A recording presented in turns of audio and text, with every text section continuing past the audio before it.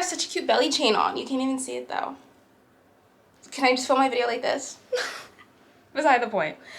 Today I want to talk about something that I've brought up at certain points on my socials that is just it seems like a small thing. It seems like it's not something that's like all that noteworthy and you know, not the greatest sin being committed in the anti-feminist or anti-women acts across the globe.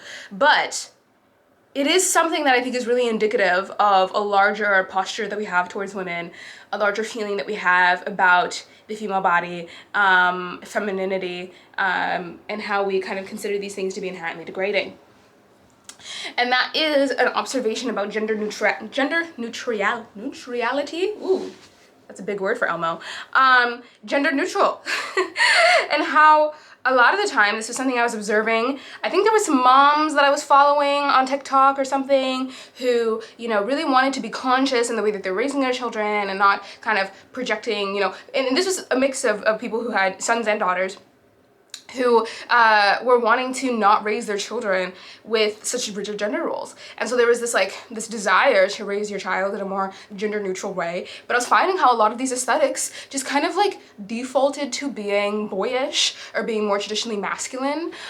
So it's like you're getting gender neutral clothing for your baby and it's green, it's blue, it's you're getting gender neutral toys, which would be like cars and trucks, and how a lot of the time, or even like gender neutral names a lot of the time, like Jaden or Jordan, are predominantly given to boys. How we tend to, when we want to go on the gender neutral route, a lot of the time it's like traditionally male aesthetics. If you think about gender neutral clothing, a lot of the time we're talking about like slacks, we're talking about usually like looser fitting-ish pants, we're talking about button-ups, or like straight kind of like boxy t-shirts, which tend to be the kind of clothes that like men wear. Like if you kind of think about that sort of stereotypical, if you think about a woman in a power suit, if you think about a woman in a gender neutral outfit, it's probably just an outfit that a man would normally wear.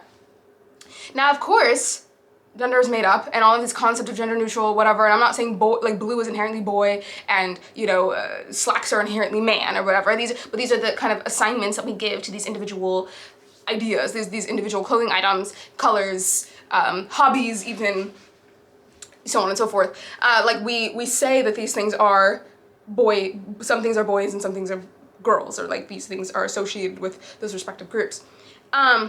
And so I was like observing this specifically. I just found this to be the most obvious, I guess, with like parents who are really going out of their way to try and like raise children in a more gender neutral manner, that I was like, why does so much of this default to boy stuff? And then I think it was also really obvious with like gender neutral clothing for adults even, that was all just like traditionally like male or boyish silhouettes.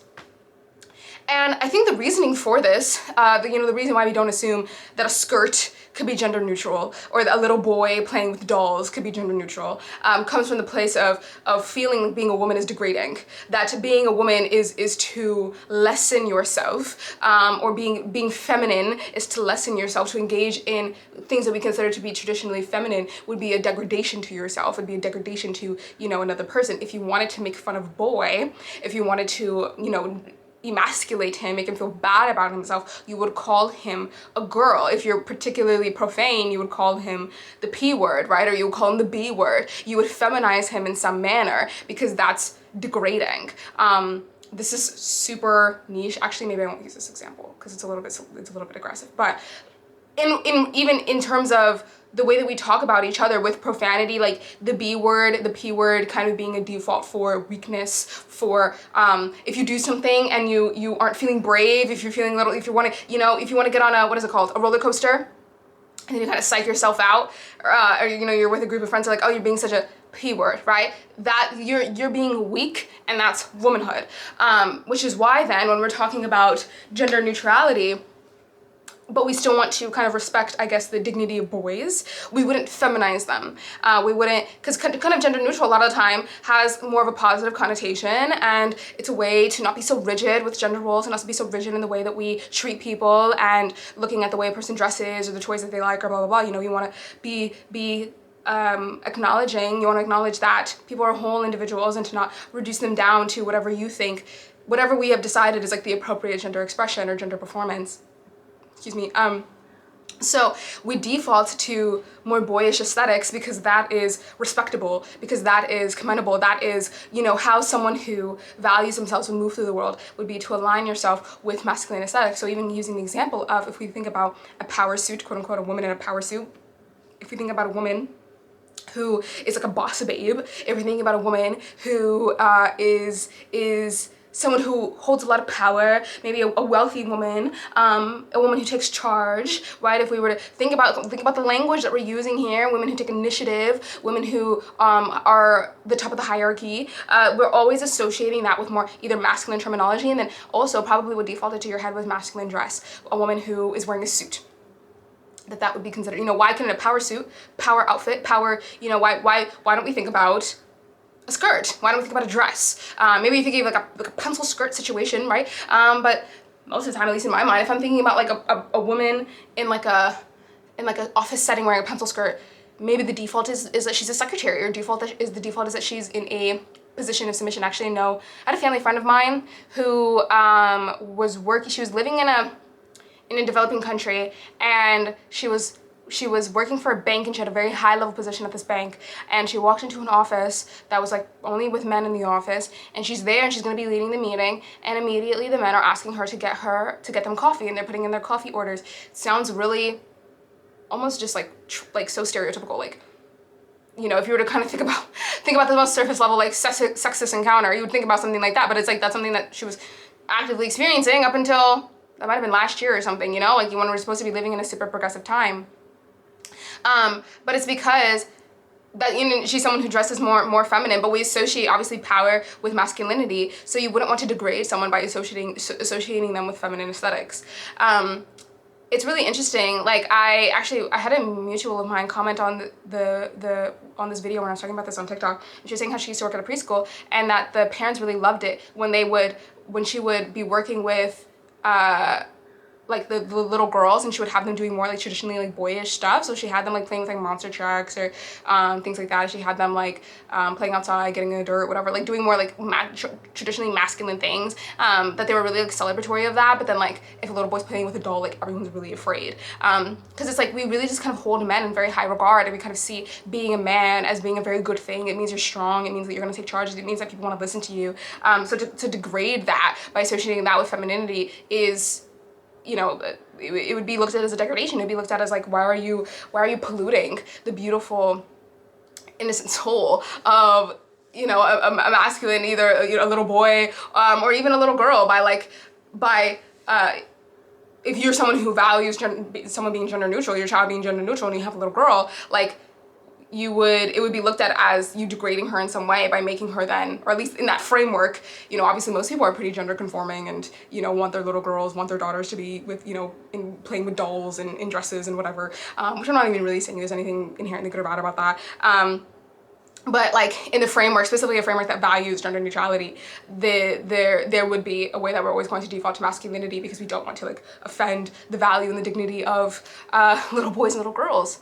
So it's always just like a concept that I found to be really interesting and obviously super reflective, broadly speaking, of the way that we think about men and women, the way that we think about masculinity and femininity. And it's interesting, maybe one day I'll do kind of a broader conversation about femininity, but I think that there's a lot of like while I don't believe that we should be critical of like traditionally feminine things, and I don't think that we should say that playing with dolls or playing with, you know, doing ballet or you liking the color pink or whatever, or even in an adult, applying that to adults, I know I'm using examples that mainly pertain to children.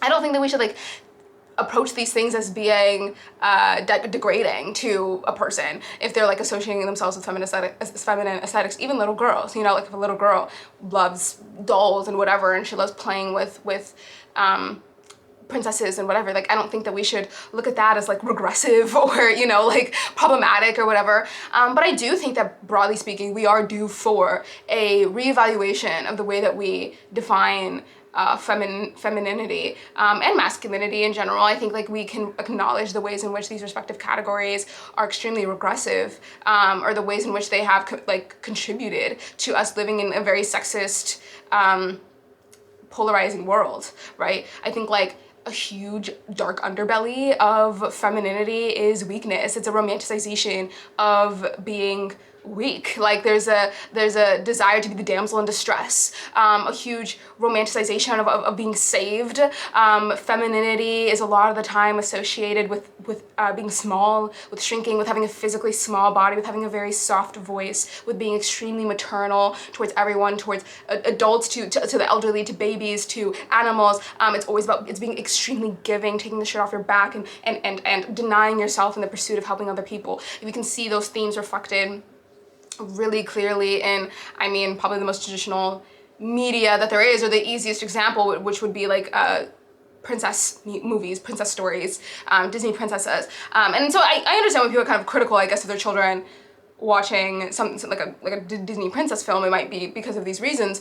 But like, that is something that I think is due for a reevaluation, you know? Like, if we're gonna sit here and we can say that there isn't anything inherently good or bad about being feminine or masculine, regardless of if you're a boy or girl. And all of us, I think, possess both, you know? Like, I consider myself largely to be a mostly feminine woman. I'm very gender conforming. I dress in a pretty girly way most of the time, and I like a lot of like traditionally feminine things. I'm actually extremely maternal. I love children. Like, you know, I'm very, and I don't think these things are inherently good or bad, or need to mean very much about me, but I also definitely have, you know, a more masculine side of me. There's lots of ways in which I take control. I can be quite, what's the word, confrontational with people, and there's certain, you know, masculine traits that I've possessed, and I think that every single person is a mix to some degree of like femininity and masculinity, and you might skew one way more than another, but there's it's actually very rare, I think, you meet someone who's strictly feminine in virtually every single manner and strictly masculine